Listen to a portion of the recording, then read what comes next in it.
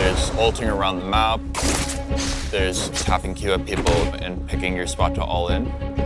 The Spartan Warrior vibe. But there were some things that just felt too generic to him. So we wanted to make him our Runeterra sort of one-man army rather than this faceless helmet guy. When we were updating Pantheon, we realized that there was a ton of things that a lot of players loved.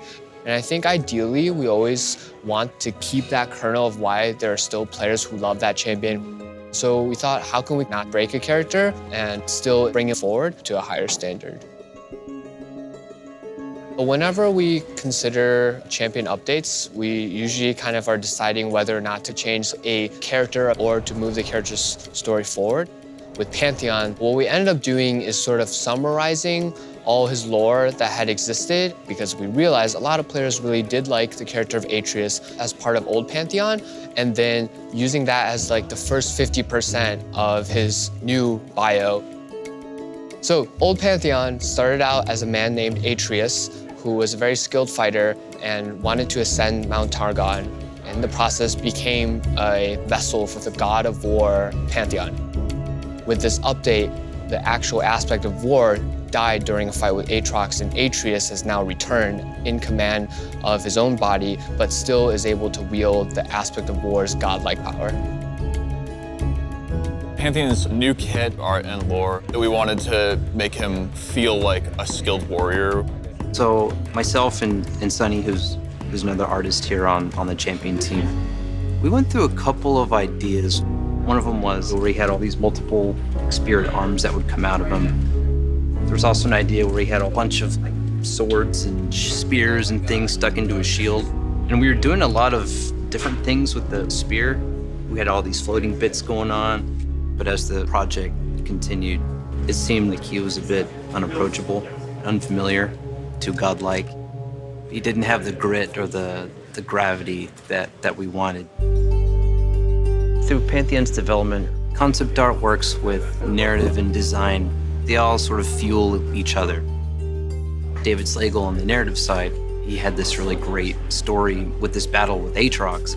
So we settled on the idea of him having a little bit of the battle damage, but still with some of the Targonian aspects of it. All this part here, like the shield, the helmet, spear, and the cape, those are all aspects of Pantheon. But then there's a big scar over his chest. We thought that adds a very mortal aspect to the design. One thing we found out in development that surprised me a little bit was how much attachment there is on the character as a spell-based character. Old Pantheon is a very simple kit. He throws spears, he has a point-and-click stun, and every game kind of played out the same. And what we were trying to do here was move him to, he's no longer like deterministically going to win in these ways that he was before. Some of the new Pantheon ideas that I went through early were things like he throws a spear out, it sticks in the ground, he fights with the sword for a while. When he goes and picks up the spear, that's when he switches back. A bunch of stuff like that, but they drifted too far from like old Pantheon. It's really important to go in knowing what can be changed to make it look and feel awesome, and what can't be changed or you'll lose the gameplay that like attracted you in the first place. And so a lot of the update was about doing things like how do we make his poke really reliable, and how do we make his all-in really good rather than guaranteed to work. So for New Pantheon's kit, we changed every spell, but tried to stay close to the spirit of what the character was about.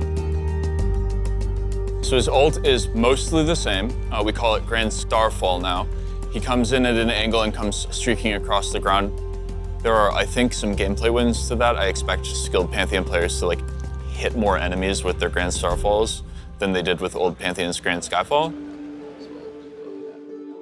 What's really fun about Pantheon is that like he's not only just this cosmic figure that has a lot of like magic to him, he's also the physical warrior, and I think making physical warriors in this game is actually pretty challenging.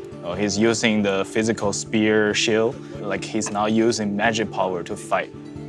So for him, we actually cause a lot of impacts on the ground. And by having these very grounded elements, it helps him from feeling too magical and too godly and too heavenly, when most importantly, like, he is just a very, very strong warrior.